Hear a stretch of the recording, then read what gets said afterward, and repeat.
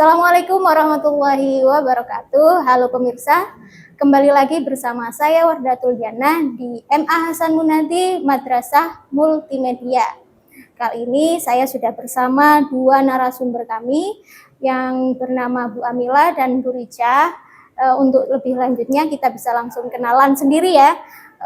Bu Amila sebagai apa? Ya, perkenalkan dulu, saya Ibu Amila Pratiwi, saya sebagai ahli gizi di Puskesmas Beji, dan ini rekan saya. Perkenalkan, nama saya Bu Rica Naudita, saya sebagai tenaga promosi kesehatan di Puskesmas Beji. Oh iya, terima kasih atas perkenalannya. Ya, terkait bulan puasa, kan di puasa ini kan kita perlu menjaga kebugaran lah. Kira-kira tips apa sekiranya kita itu menjalani hari itu tetap dengan fit dan terhidrasi sepanjang hari? Mungkin ada tipsnya dari Bu Amalia. Jadi selama bulan puasa kita harus tetap menjalankan dengan fit, dengan tubuh yang sehat ya Ibu ya.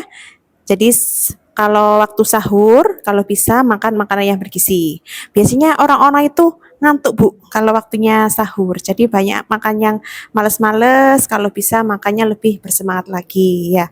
Dengan menu yang gizi seimbang, ada karbohidrat, ada sayuran, buah-buahan, protein ya. Tapi saya rekomendasikan untuk diperbanyak dengan serat dan makan karbohidrat yang kompleks. Nggih. Jadi agar lebih tahan lapar. Nggih. Jadi adik-adik itu misal puasa masih sekolah, jadi bisa tahan lapar sampai siang gitu ya. Untuk minuman itu harus yang banyak. Nggih. Jadi minuman yang banyak itu yang seperti apa? Minum 2 gelas saat sahur. Nggih.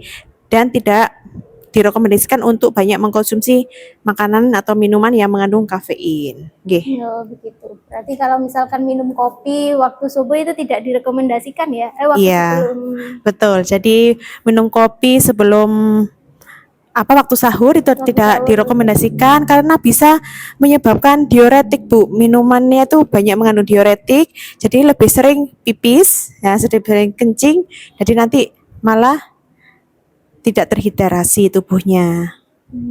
Begitu. Iya. Untuk minum yang direkomendasikan, kan kita kan nggak bisa minum waktu puasa ya. Kita minumnya waktu malam hari saja ketika sudah berbuka. Nah, itu kira-kira waktu untuk minum itu kapan saja pasnya, terus berapa liter lah. Kan kalau secara yang kami tahu itu 2 liter kan biasanya dalam sehari. Tapi kalau sudah puasa kayak gini kan semalam 2 liter ini kayaknya terlalu berat. Iya, terlalu berat. Itu bagaimana? Nah, jadi untuk minuman kita usahakan tetap untuk mencapai target yaitu 8 liter sesuai dengan kebutuhan tubuh kita. 8 gelas maksudnya? Oke. Ya, maaf saya itu 8 gelas setara dengan 2 liter selama bulan puasa. Jadi 2 gelas saat sahur, 4 gelas pada saat buka puasa. Ya, jadi lebih banyak saat berbuka puasa itu, nggih.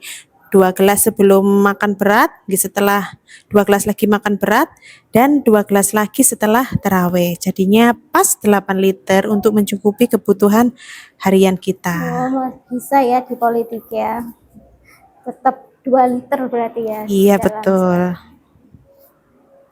Ya, mungkin bisa ke Bu Rica ya. Untuk aktivitas fisik selama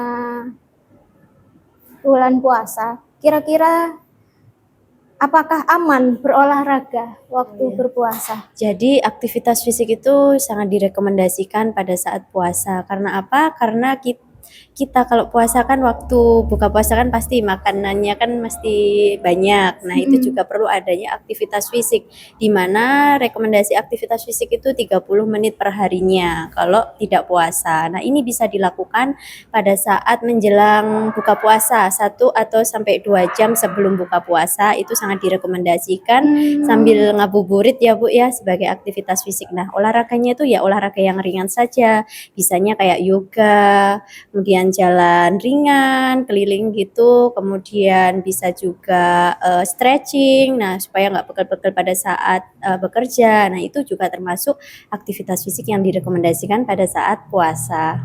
Iya, berarti sore ya menjelang mau Iya, berbuka puasa. menjelang Kalau mau pagi puasa. apakah Nah, untuk direkomendasikan? pagi juga sangat direkomendasikan karena setelah sahur itu dilarang untuk tidur karena bisa meningkatkan asam lambung. Oh iya. Nah, rekomendasinya adalah aktivitas fisik juga. Bisa jalan pagi, kemudian bersepeda, nggak jauh gitu juga termasuk aktivitas fisik yang direkomendasikan pada saat bulan puasa.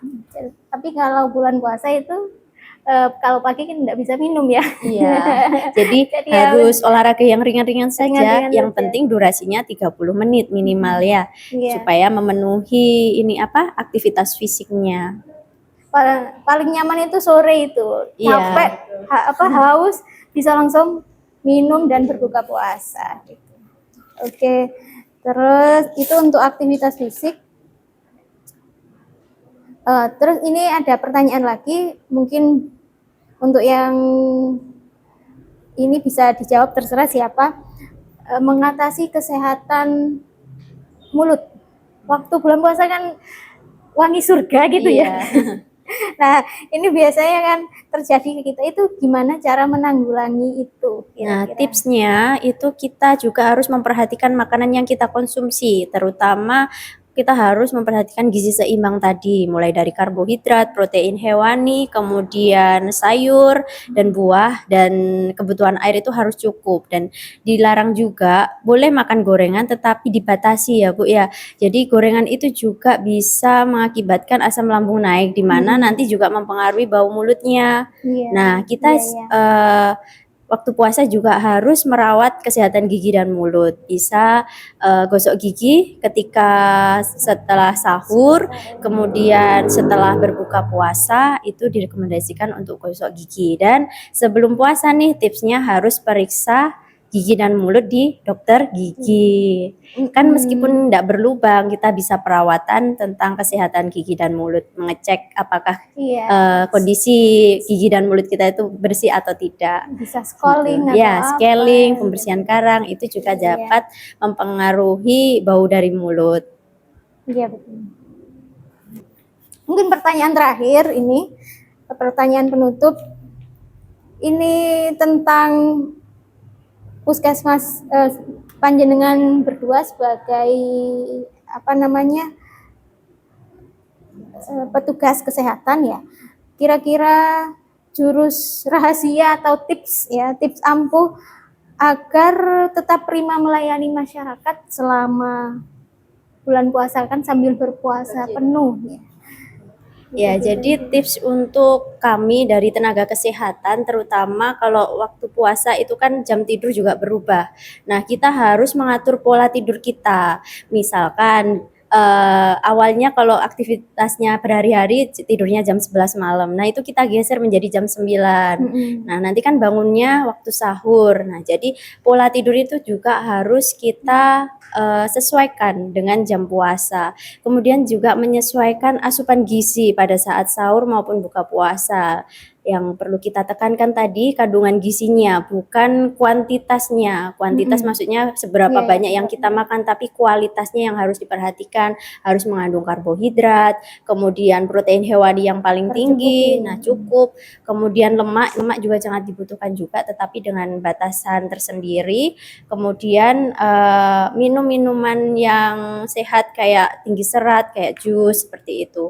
Dan juga air putihnya harus seimbang juga. Tadi ada tipsnya, polanya 2-4-2. 2 sebelum sahur, 4 waktu buka puasa, kemudian 2 setelah tarawih. Mungkin Mbak Mila bisa menambahkan?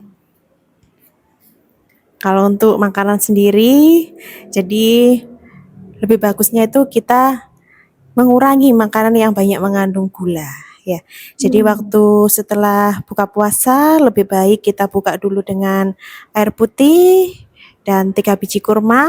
Ya, setelah itu kita sholat dan lanjut untuk makan makanan berat. Setelah itu kita lanjutkan dengan sholat tarawih seperti itu. Ya, jadi banyak gula itu juga tidak bagus pada saat puasa karena gula itu langsung naik. Ya, jadi itu bikin badan juga lemes. Jadi besoknya akan kurang fit seperti itu Bu kalau tips dari kami. Sudah cukup kami sampaikan terima kasih untuk dua narasumber kami ya, yang dari Puskesmas Beci. Apa yang panjenengan sampaikan sangat memberikan pencerahan bagi kami, terutama nanti untuk pemirsa yang ada di rumah dan juga para siswa kami di MA Hasan Munadi. Mungkin sekian ya untuk podcast kali ini, sedikit yang penting bermanfaat. Cukup dari kami, kami sampaikan terima kasih atas perhatiannya. Akhiran, wassalamualaikum warahmatullahi wabarakatuh. Waalaikumsalam warahmatullahi wabarakatuh.